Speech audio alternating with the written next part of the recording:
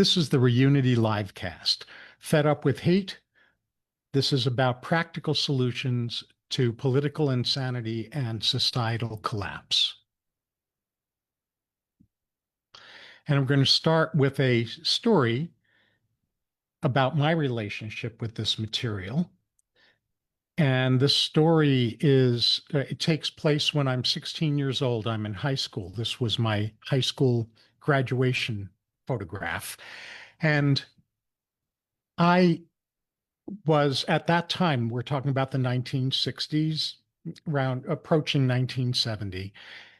My high school was polarized the way that a lot of society was, largely connected to the war in Vietnam, but also connected to other issues in society at that time. And we had a lot of people in my high school who were wearing white armbands to protest the war in Vietnam. And then there were a lot of other people in my high school who were wearing black armbands to protest the protesters, basically to support the war in Vietnam. And I finally had it. It was enough is enough. And I decided that I was going to make a statement about that polarization. And my objective was to get these two groups onto the same page, to get them basically communicating or collaborating with each other.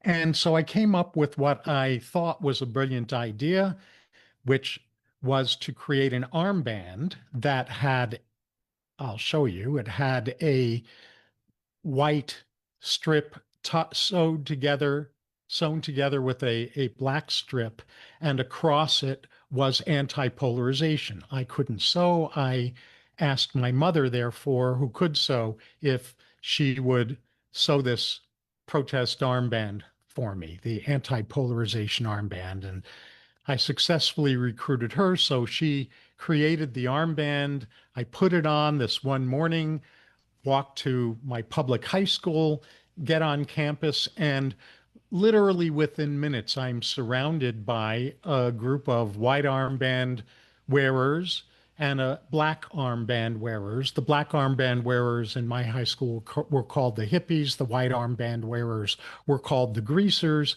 I'm surrounded by a bunch of hippies and greasers, and they're all hollering the exact same thing at me.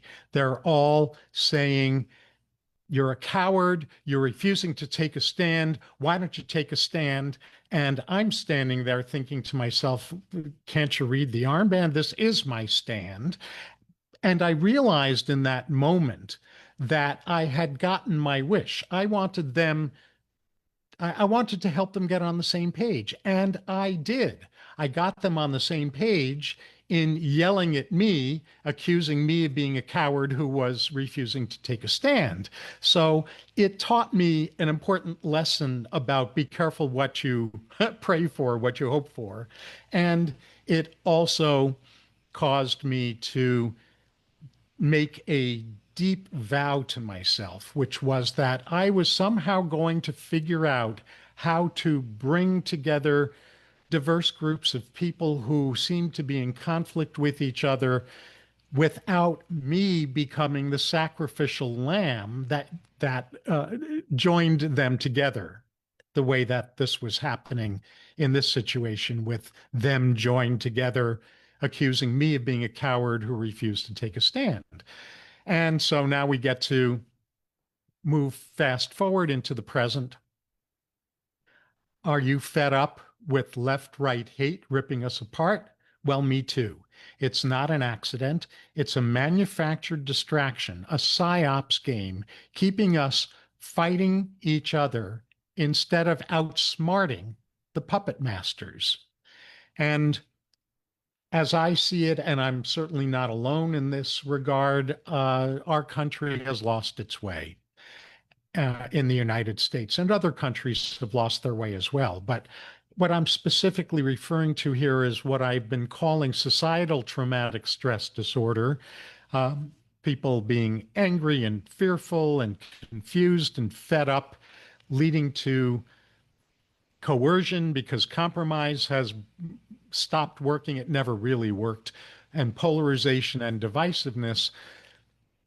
The American Psychological Association has done an annual Stress in America survey since 2007. And the most recent one, as I'm recording this, is the 2024 Stress in America survey results. As I'm recording this, to 2025 Stress in America survey results aren't out yet, or if they are, I haven't found them yet. And the Stress in America survey in 2024 identified or illuminated that 77% of Americans identify themselves as chronically distressed. Well, I would call that societal traumatic stress disorder. If you really want to stop political violence in all of its different levels of intensity, which I'll unpack in a little while, here's an ethical way out of political insanity and societal collapse. Before I get into that, what I want to say is what this isn't. So this is nonpartisan. It is not about supporting or opposing specific political parties, political figures, policies, or tactics. And you're going to see why momentarily. What we're going to cover is sinister tactics radicalizing society and a practical three-ingredient solution that I'm offering.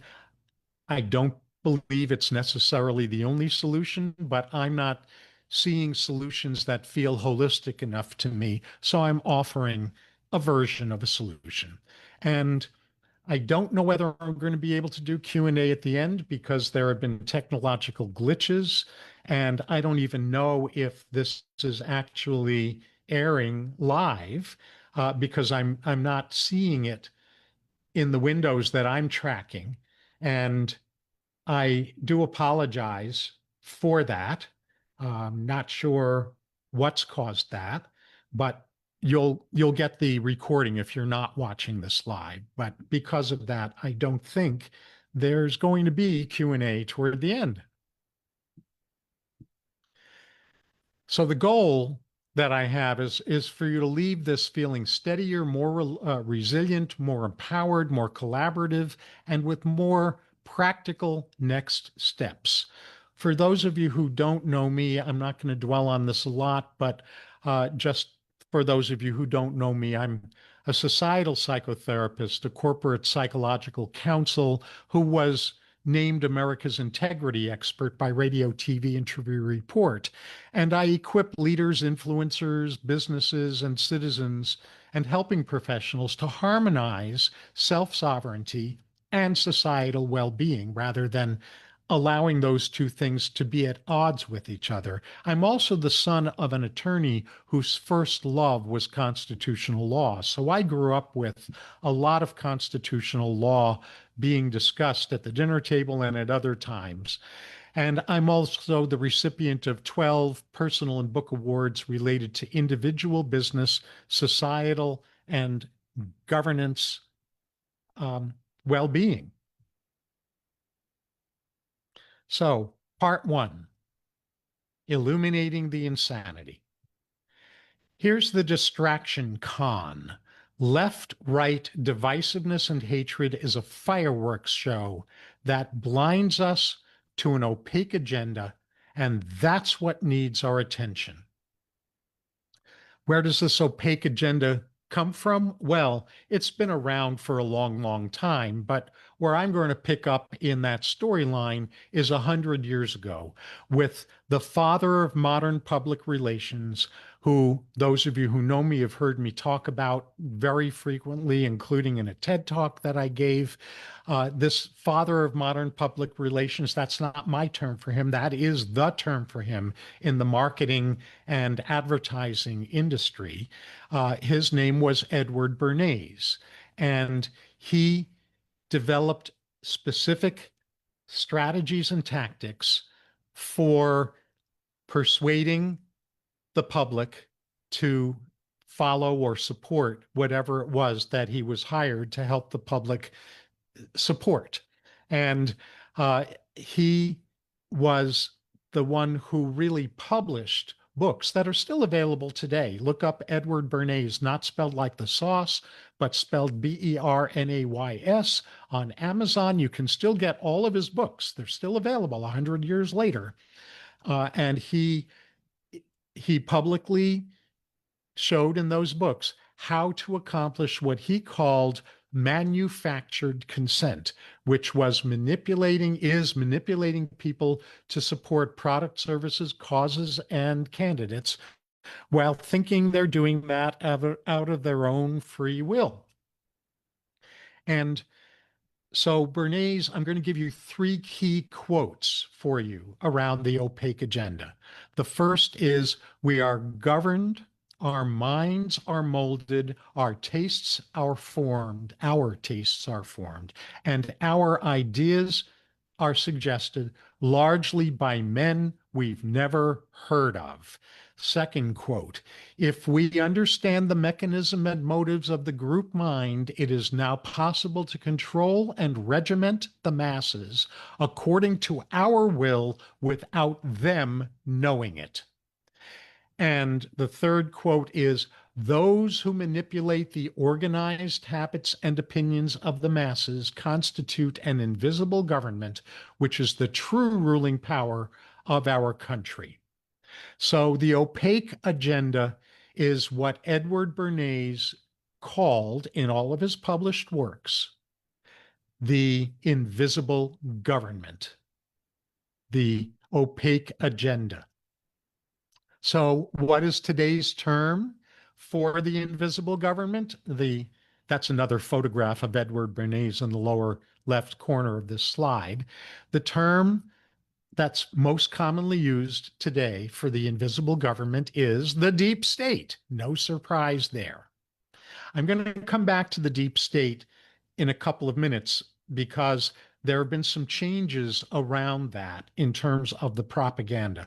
But the goal of the deep state, or the invisible government, is to embed a version of the future that increases their wealth and covert power, no matter the cost to us, and to manipulate us into believing their future is for our good.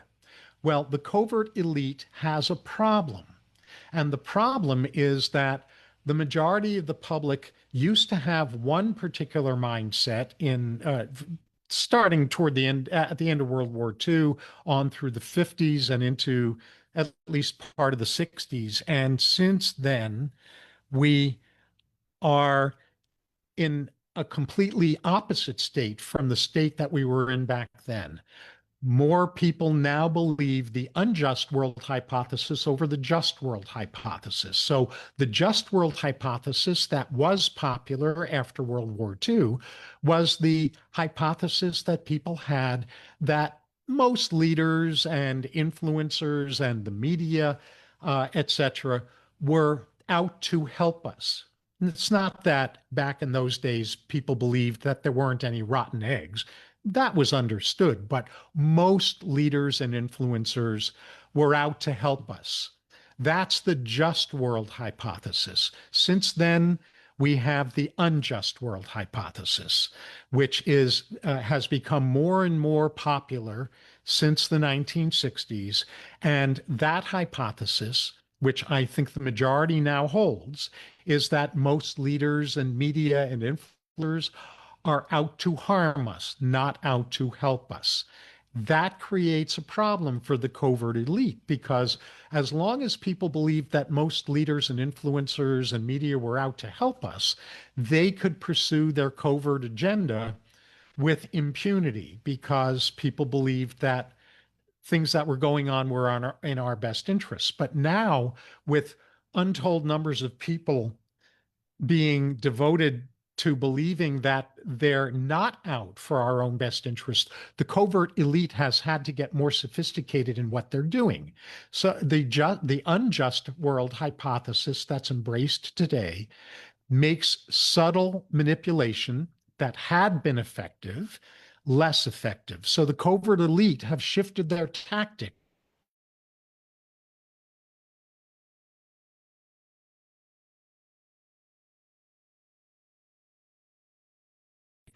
toward fueling enemies that keep us busy fighting among ourselves so we don't get wise to their agenda. And so their new plan is supercharging political polarization. And they're doing that beyond just the left right stuff, because what they're doing now, as I see it, is they're seeding opposing versions of the deep state. And so even though a lot of people are still fighting the left right dance, which is their shadow dance, some more and more people are seeing through that. So they've had to supercharge political polarization less around left and right and more around conflicts and wars over who is the deep state and who isn't the deep state, and to keep us busy fighting about that. So this is a psyop. Psyops are next generation forms of Edward Bernays' version of manufactured consent. Again, manufactured consent is manipulating people into supporting products, causes, products, candidates, causes, products, and services, while thinking they're doing that out of their own free will. Well, today, that's been weaponized way beyond what Bernays knew how to do and way beyond the technology that was not available 100 years ago when he rose to power. And so psyops are psychological operations, clandestine, secretive psychological operations. Psyops is not my term. That's the term used in the military and in all kinds of covert ops. Clandestine, covert psychological operations that psychologically manipulate perceptions, attitudes, and behaviors. PSYOP manuals are hiding in plain sight, and viewing them will open your eyes to the tactics that PSYOPs use to manipulate people.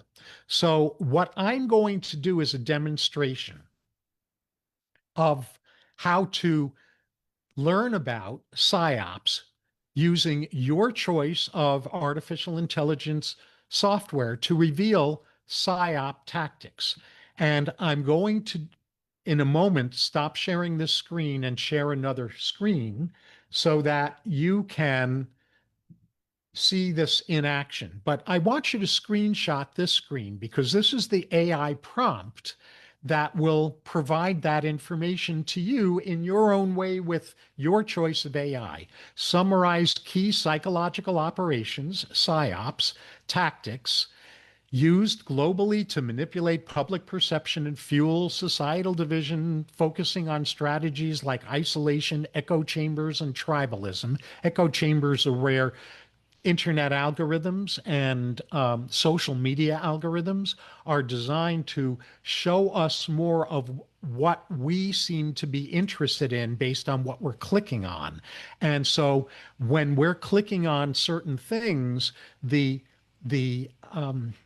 algorithms show us more and more of whatever it seems we're interested in, whatever it seems we believe in, to the point where we're in an echo chamber where we're seeing stories or angles on stories or perspectives that match what we seem to believe.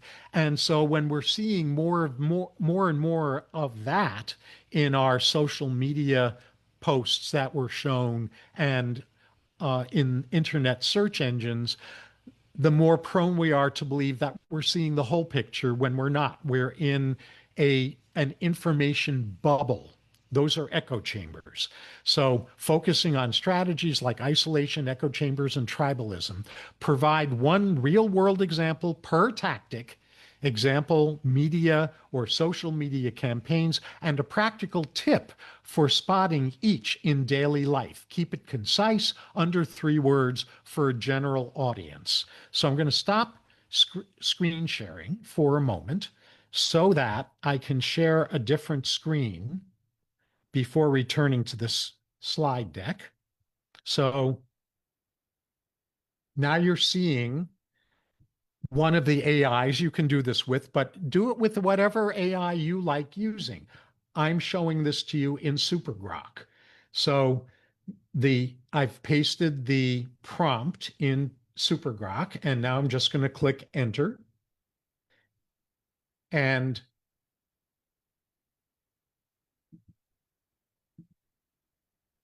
okay, there we go. So what you're seeing is that Grok is analyzing my prompt to understand it, which is what all the AIs do. And it's taking time to do the research, which is exactly what I'm wanting it to do. So it's taking time to understand the request and then do the search, do the research, consult a bunch of different sources on the internet with varying perspectives. It's doing more browsing. So it's showing us what kinds of sources it's busy browsing. And so it's now saying for isolation, real world case, psychological operations, PSYOPs, isolation. So here we go. It's now provided its output. And I'm not going to read all of this to you, but I told it to do something in 300 words or less. And so that's what it's turned out. That's what it's generated. Isolation, echo chambers, tribalism.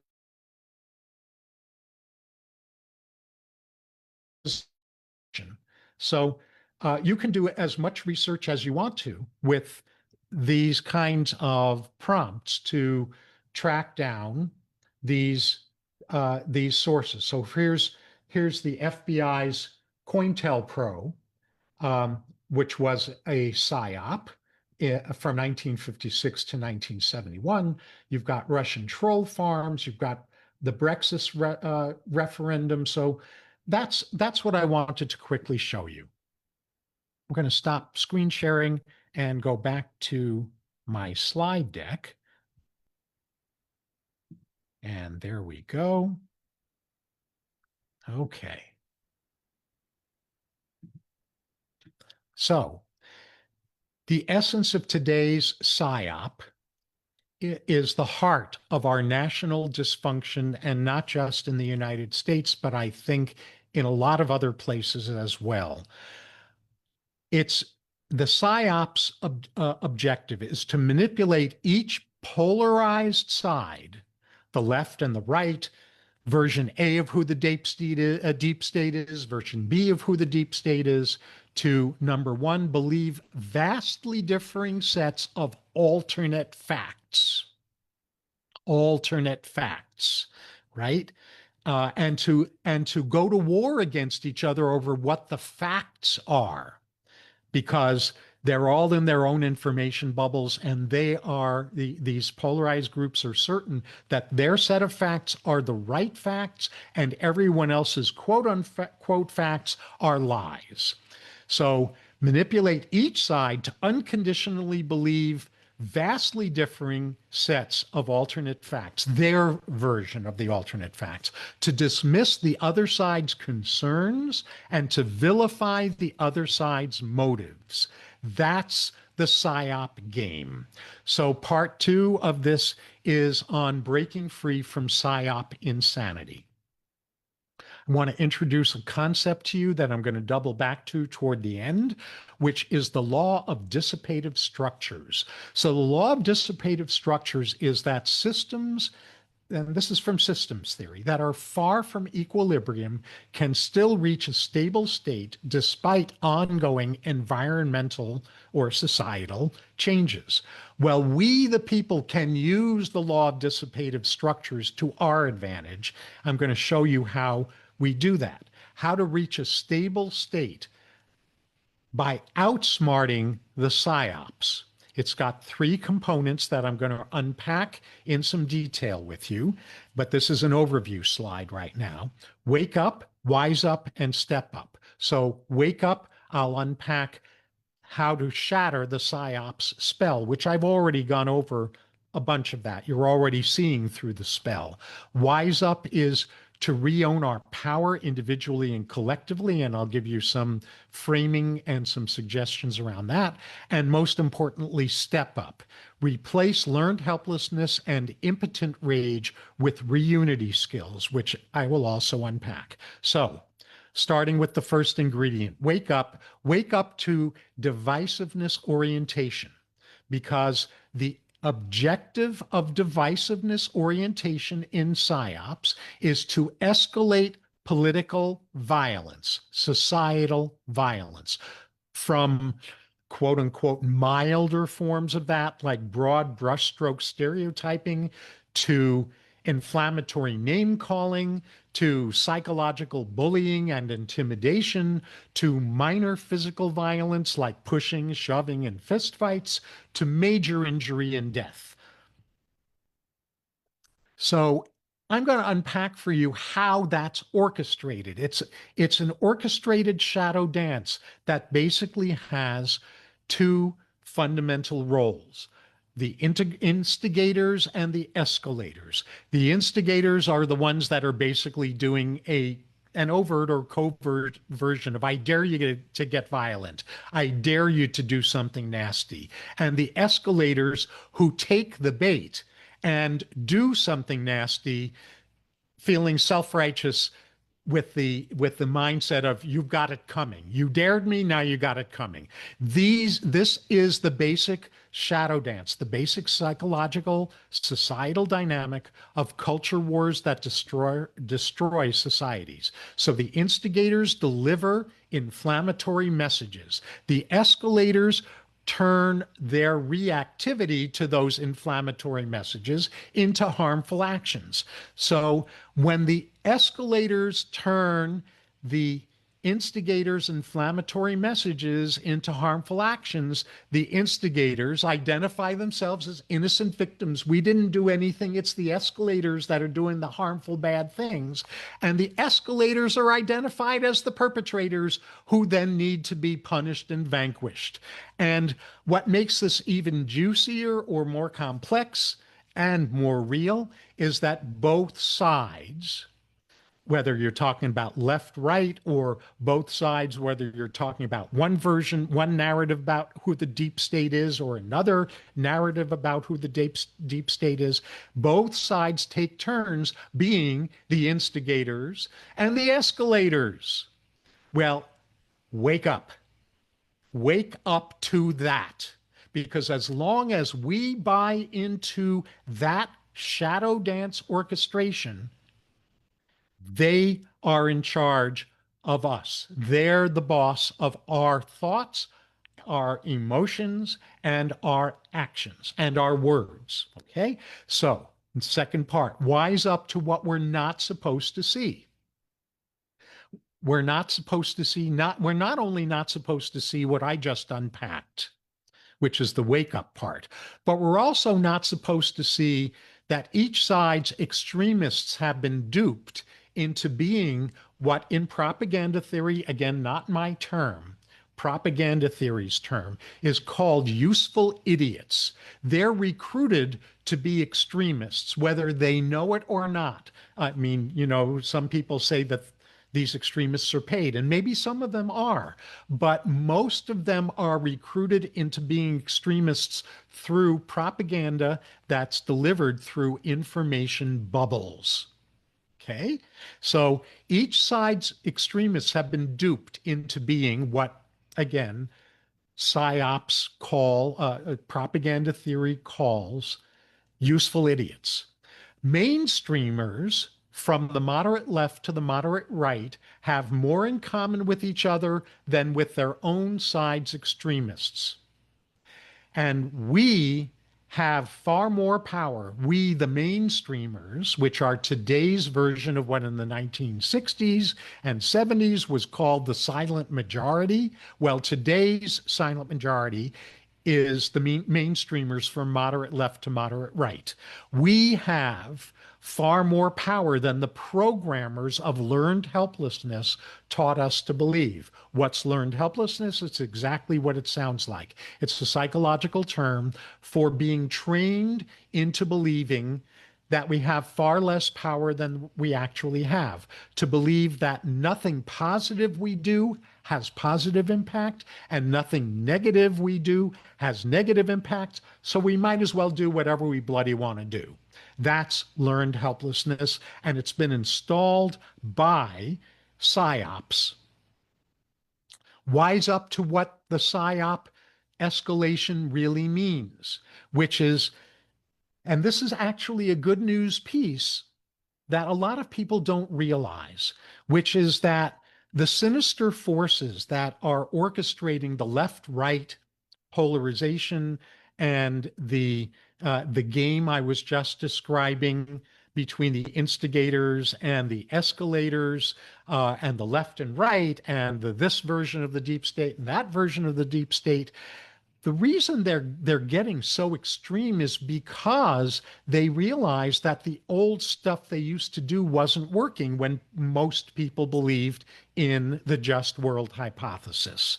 So the good news is that the more dramatic and toxic they get with the tactics they're using, it means that they're scared. The more dramatic and toxic they get, the more scared they are about them losing control over we the people. So in the short run, this is really bad news because there's a lot of toxicity going around and a lot of hyper insane drama going on.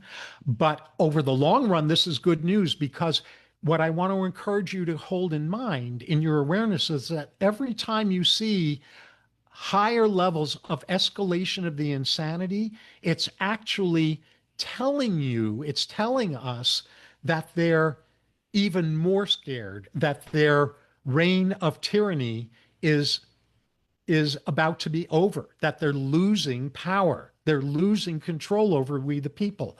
So I want to encourage you to take heart in their escalating insanity. I'm not encouraging you to deny what's going on. That's not okay. It's not okay. It's got to be dealt with. But in order for you to be more resilient, I'm encouraging you to continually remind yourself that the more crazy things get, they wouldn't be getting crazy if the sinister who have been in power weren't threatened. Things only get crazy the more threatened they feel. So use that awareness to inoculate yourself from getting wigged out, and not from taking action, but getting wigged out, so you can stay in a resilient state rather than an uncentered state in taking whatever action you feel called to take to help turn this around. Wise up to nested patriotism. A lot of us are aware of nesting dolls, nested dolls.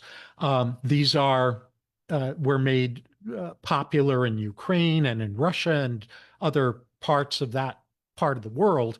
And these nesting dolls are the same doll in smaller sizes, nested inside of a larger sized version of the same doll, a larger size and a larger size, like you see in this diagram.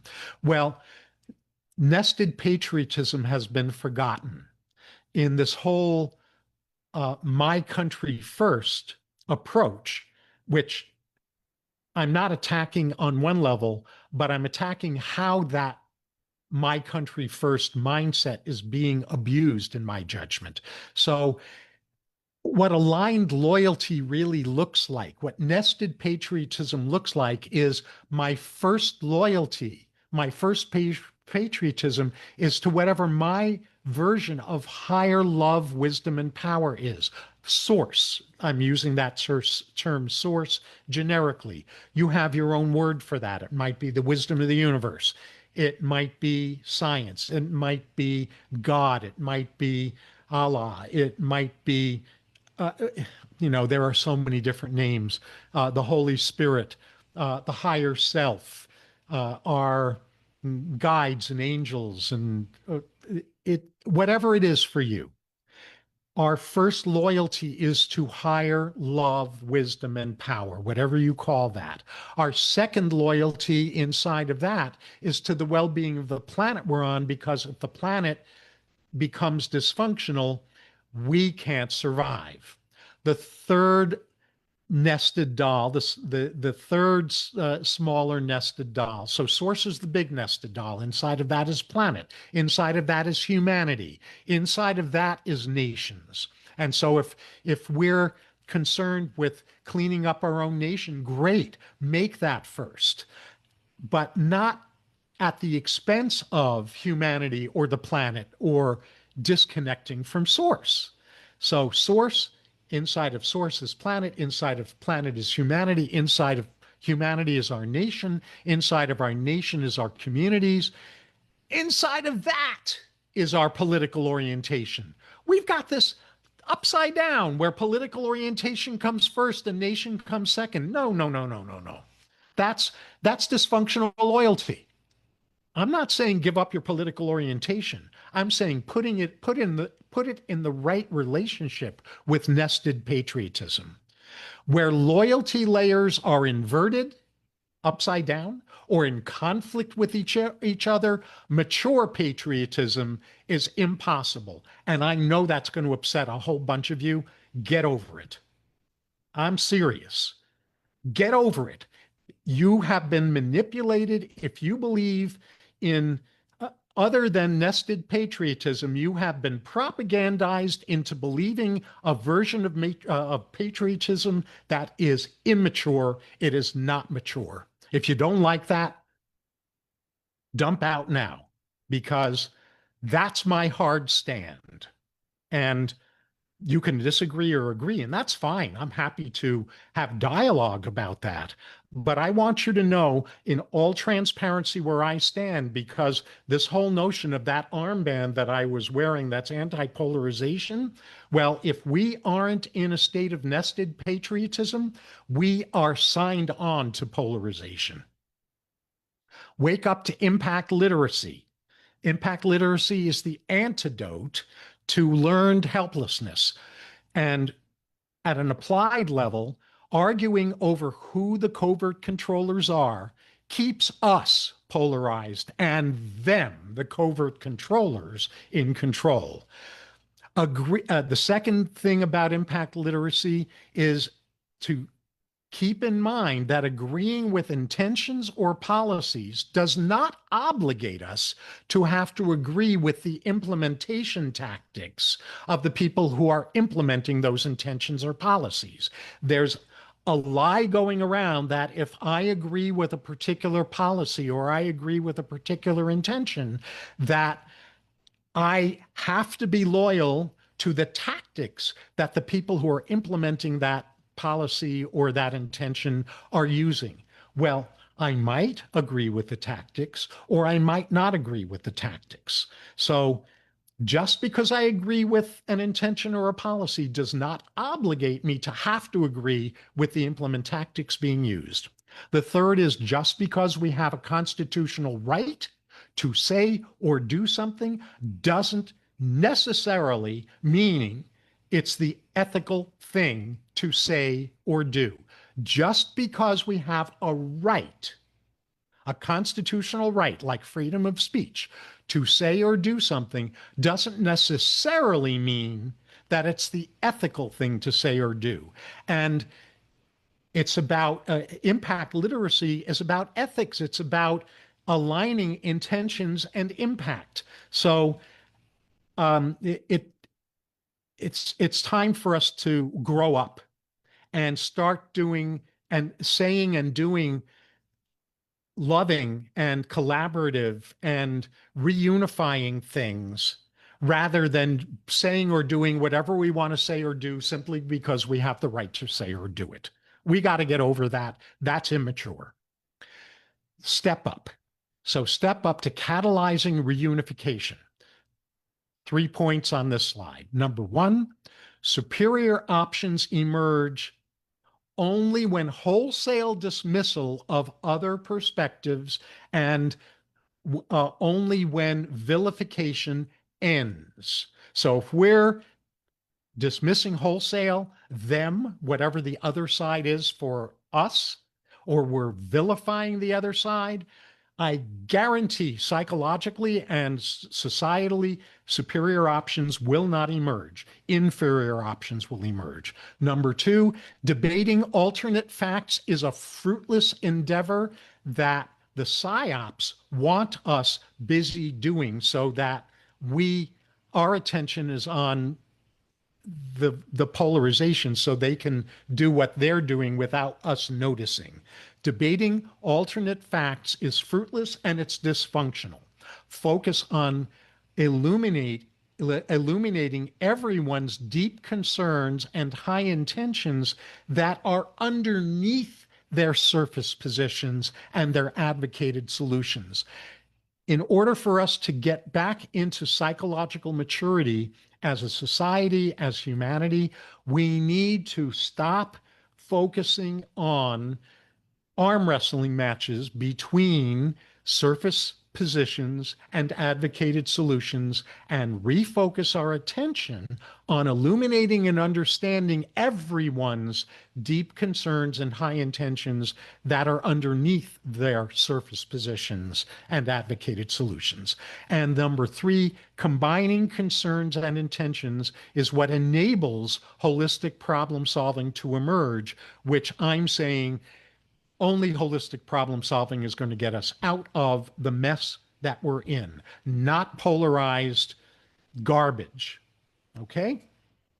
And again, you can disagree with me. You can get angry at what I'm saying. All good.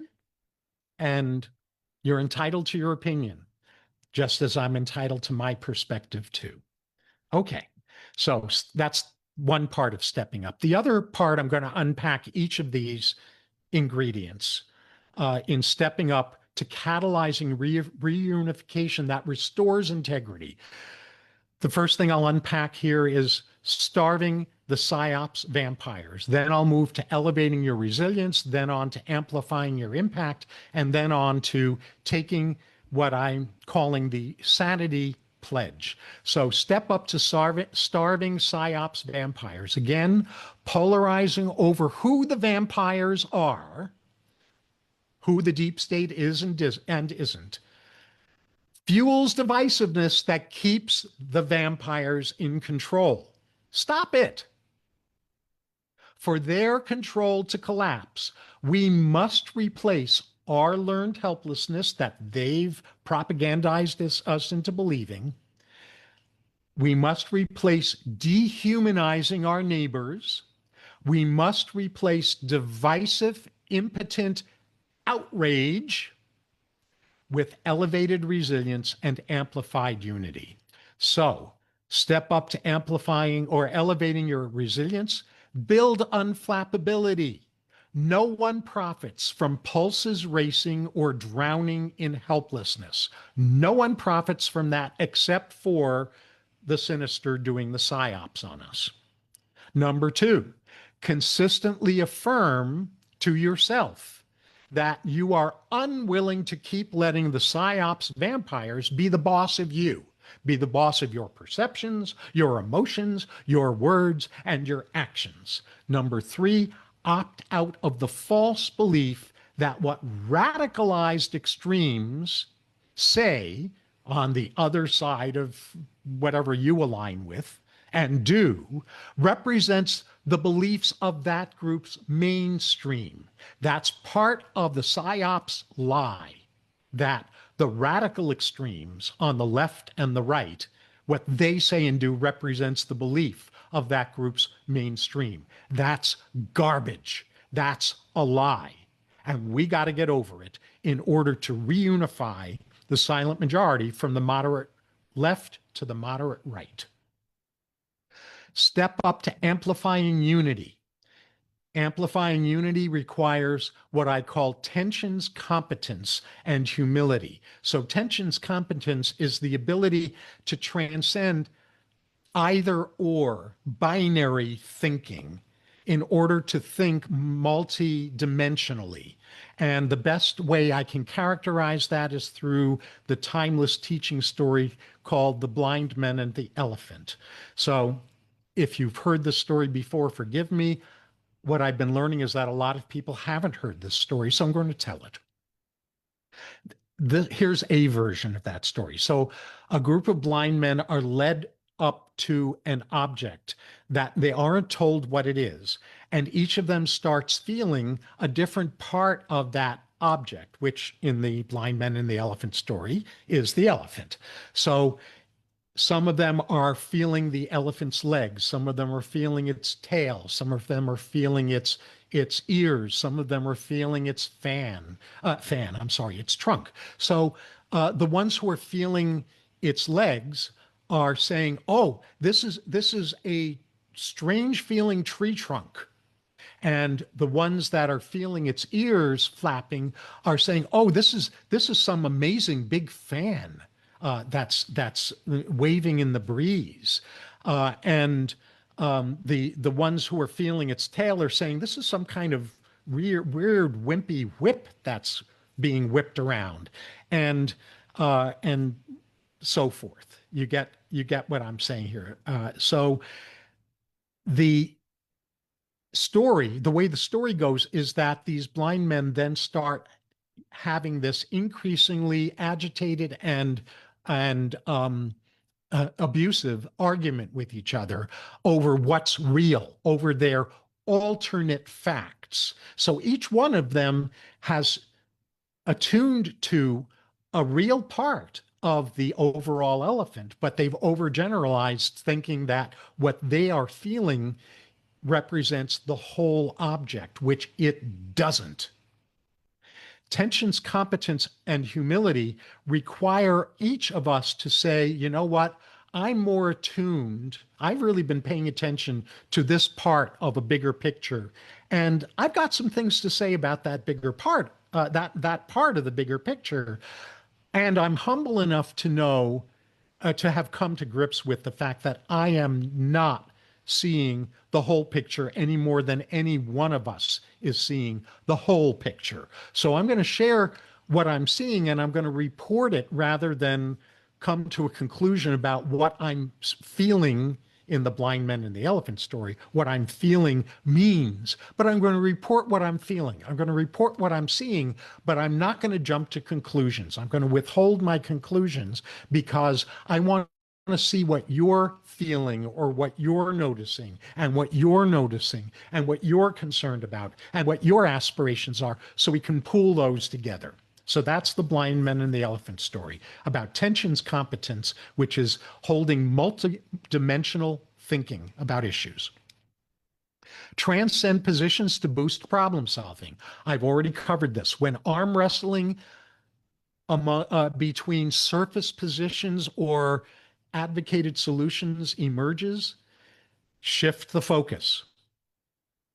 Shift the focus of the conversation from the positions and the solutions being advocated to mapping everyone's deep concerns and high intentions that are underneath those surface positions and advocated solutions, so that deeper understanding emerges and a more holistic picture emerges, so that the blind men and women are no longer blind, they're seeing the entire elephant because of having pooled their respective concerns and intentions. Synergy is the secret. Dump coercion and compromise. So coercion is win-lose. Nothing good in the long run ever happens from that, except in an emergency situation. So if you and I are walking down the street and we're engrossed in conversation, and I'm so engrossed that I'm doing my male monotasker thing, and I don't see that I've just stepped off the curb into the street and a truck is barreling toward me, I don't want you saying, "Oh, David, how do you feel about the fact that you're about to get hit by a truck?" It's an emergency situation. I want you to be coercive. I want you to pull me back to the curb, right? So coercion has its place in first aid or emergency situations, but in no other situations. And coercion is being used as standard operating procedure today, and that is utter psychological, spiritual immaturity. Compromise is a huge problem.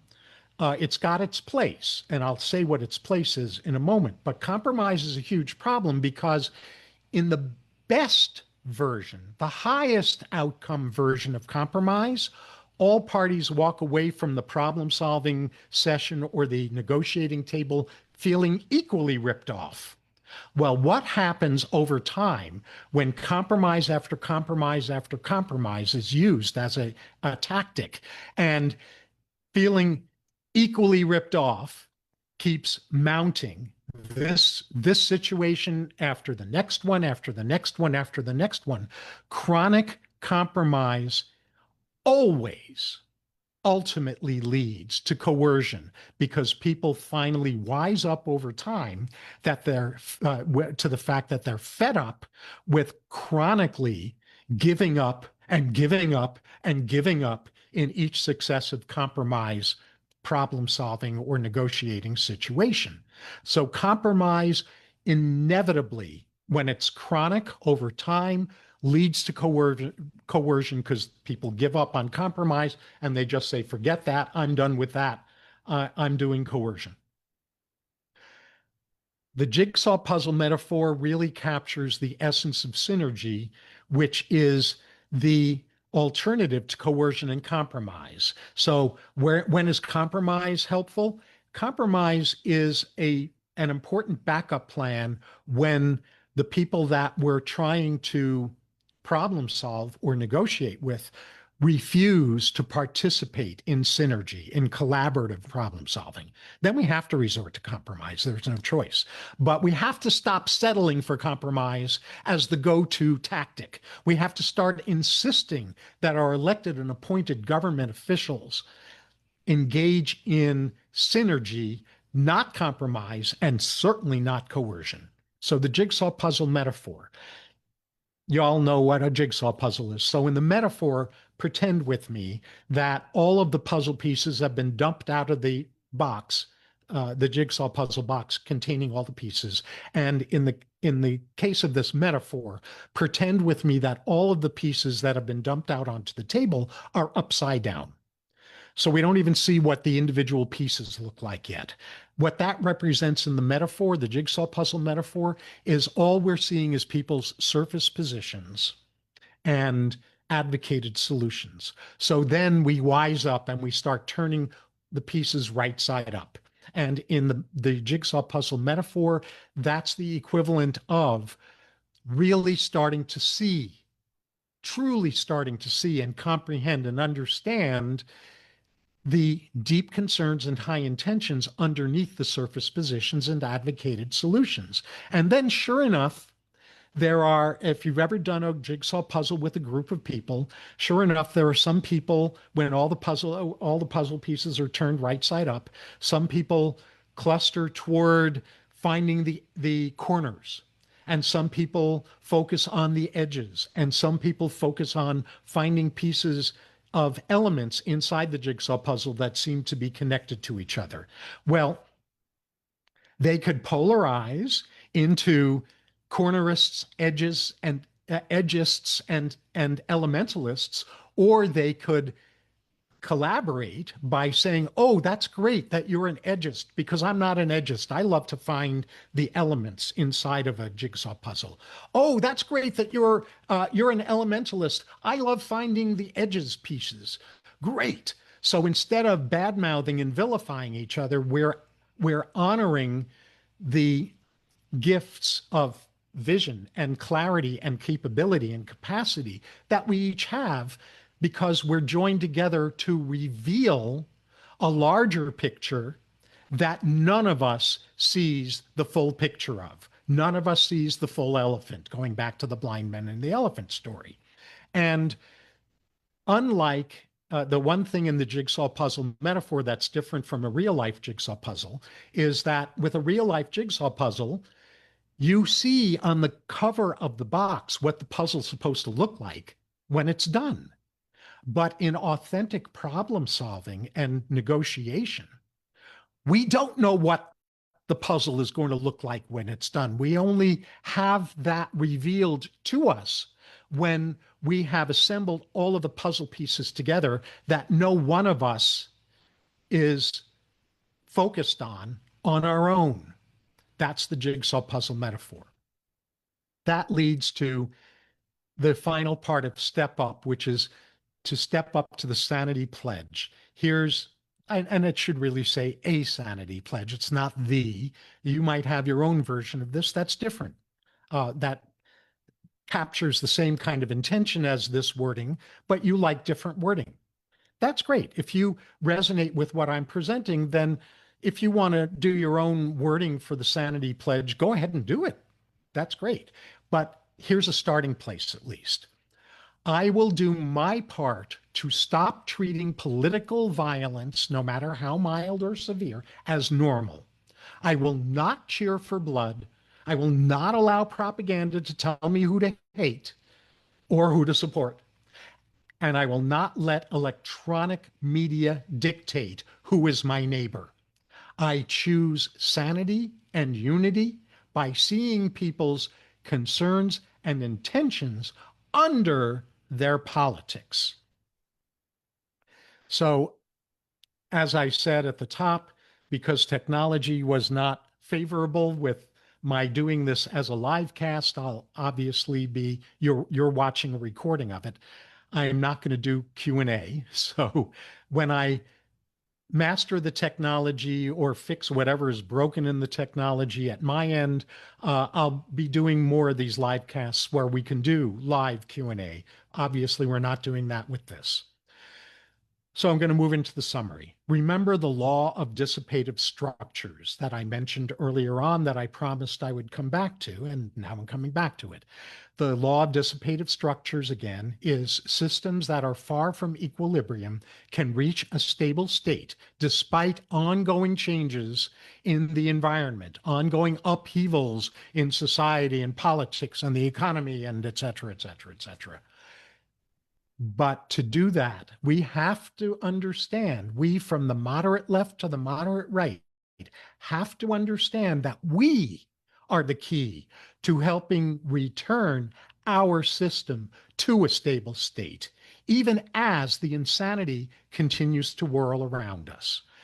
I'm going to almost wrap up. I've got just a couple more slides after this, with a quote from Dwight Eisenhower, President Eisenhower, who served 2 terms as president in the 1950s, a Republican president.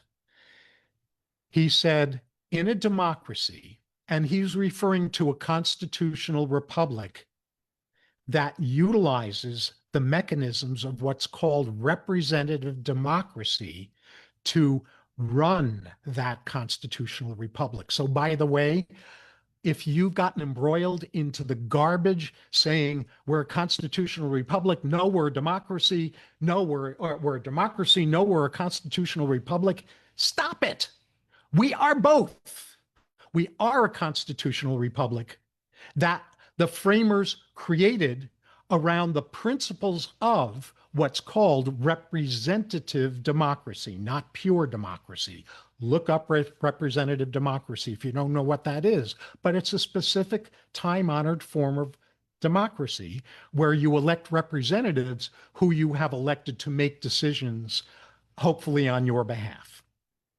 So that's what Eisenhower meant by a democracy. In a democracy, debate is the breath of life. In a dictatorship, people give up the necessity of informing themselves and making up their own minds, especially about tremendously complex and difficult questions. While this responsibility is a taxing one to free people, it is their great strength as well. From millions of individual free minds come new ideas, new adjustments to emerging problems, and tremendous vigor, vitality, and progress. While complete success will always elude us, still, it is a quest which is vital to self-government and to our way of life.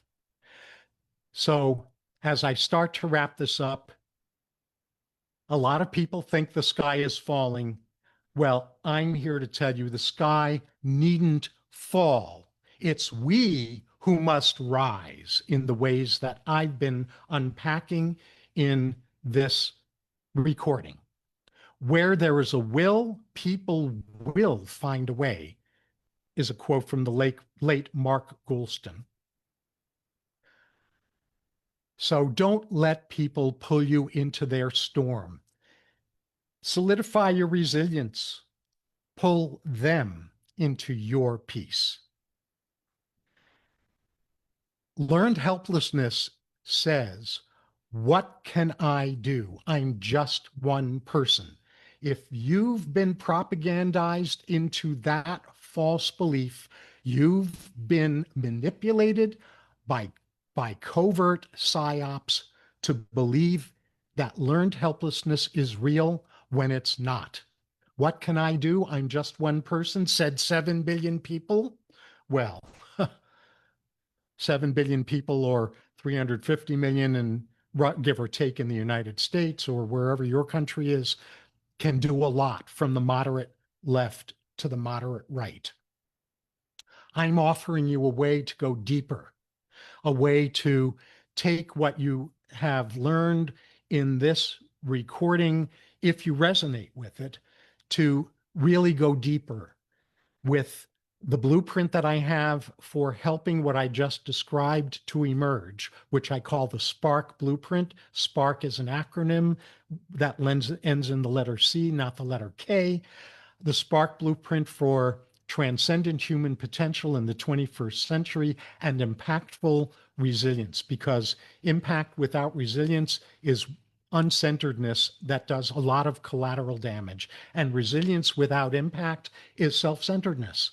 We've got to reunite impact and resilience. So I have resources for helping you master the SPARK blueprint and impactful resilience inside of the Center for Enlightened Self-Sovereignty. And I'm inviting you to get on the waiting list for the relaunch of the Center for Enlightened Self-Sovereignty. This is a free basic membership. The basic membership in the Center for Enlightened Self-Sovereignty is free. And you can get onto that waiting list by going to the CESS, THECESS, standing for Center for Enlightened Self-Sovereignty, thecess.com/now, NOW, because the time is now.